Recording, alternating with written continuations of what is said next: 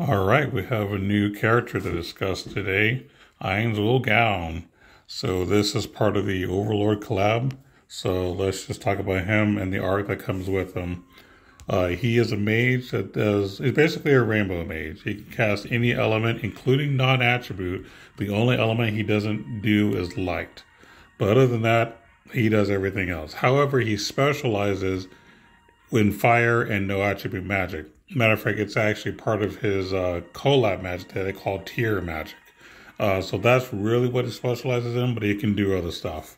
Stats overall are decent. I've used some of my prisms to increase his SC a little bit more because I plan on using him a lot. I think his first trait is very, very interesting. There's a lot of fun things you can do with this. Grand R, always good. Ultra, Advanced Circles, always good.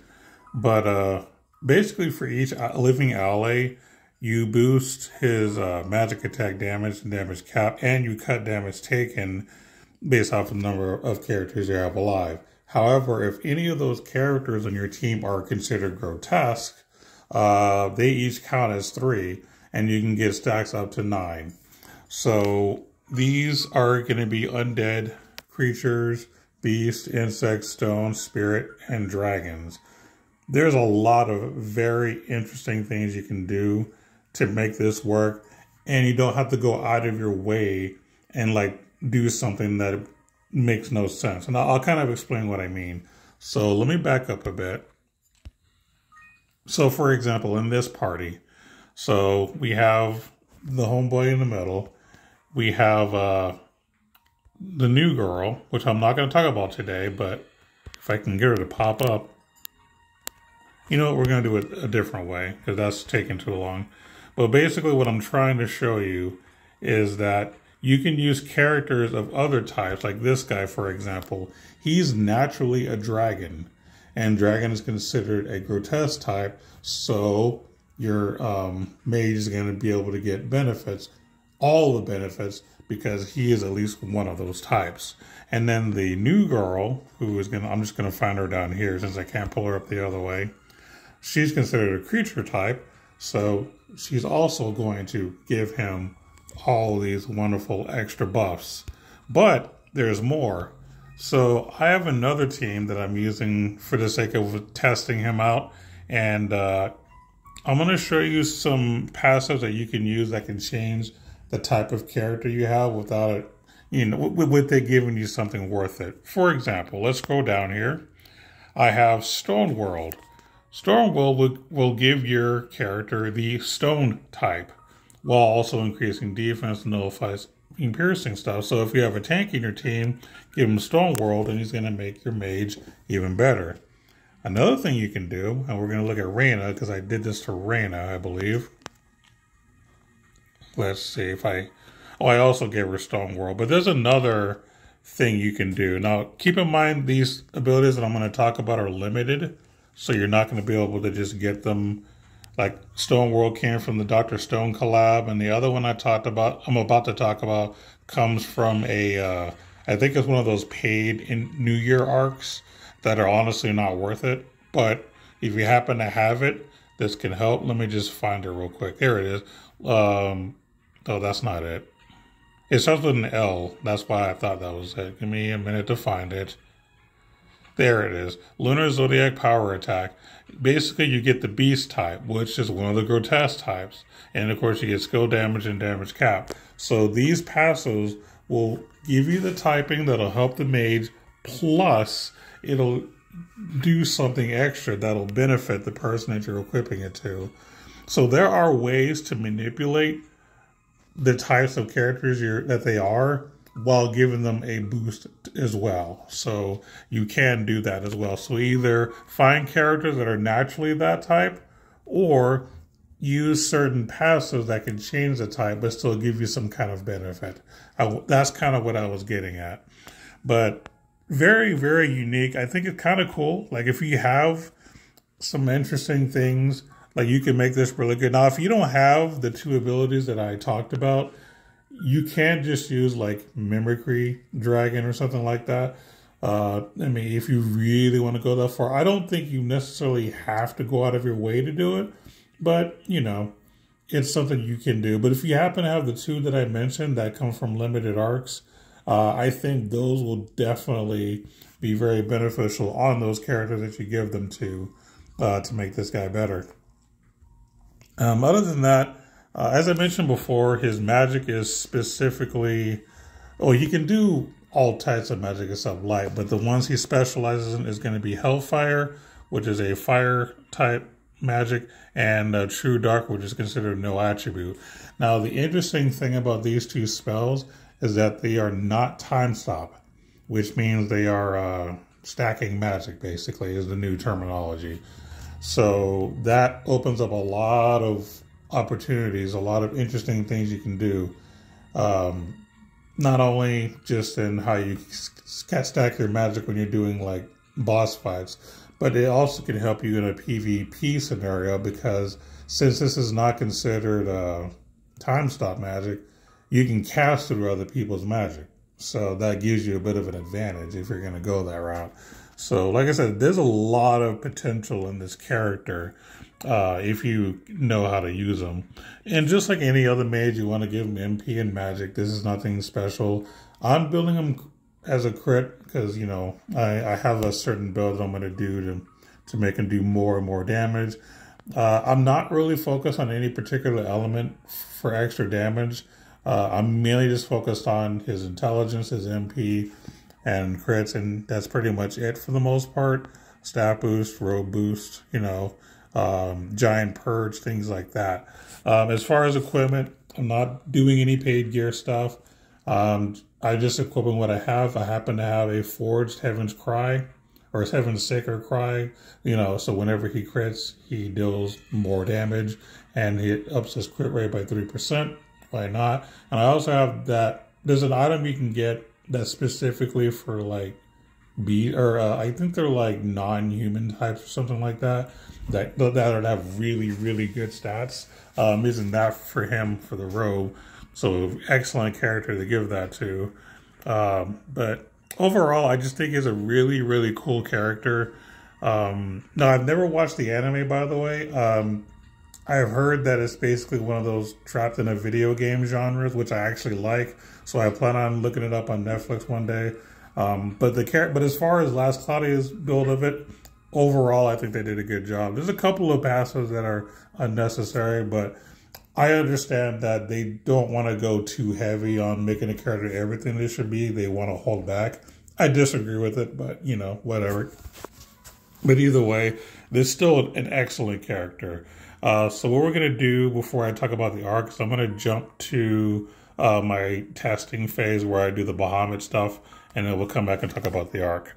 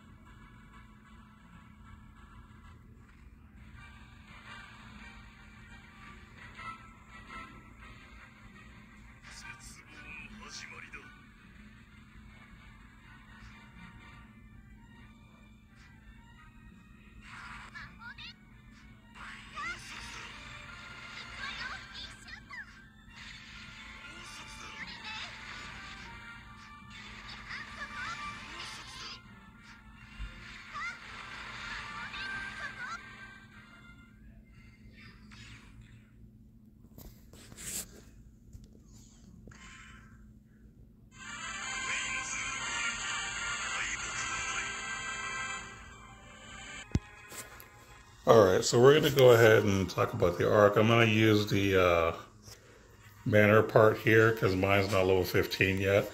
But basically, overall it's a decent arc for the character himself. If you're looking to increase damage overall, it's pretty cool. Yeah, it does cost you a little more MP, but it's fine. It's not that big a deal. The whole nullify insta-kill effect thing is okay, but I don't see where that's really important or helpful at all. But, you know, whatever. And of course, if you're undead type, which you give it to that guy, all attribute damage taken minus 15%. That's convenient, right? So you're shrugging some damage. That's pretty cool. But the learnables, I think, are the interesting things about this arc more than anything else. So first off, Int Plus is pretty cool because there's a lot of physical damage boost that you can do in this game, but not nearly as much when it comes to magic damage. So having this is really nice, especially for just 2 SC to give you 100 int. Like, I think that's worth it, and I think that I would put that on every mage that I use for sure. The other interesting things about this arc is you have both Guardian and Ruler of Nazareth.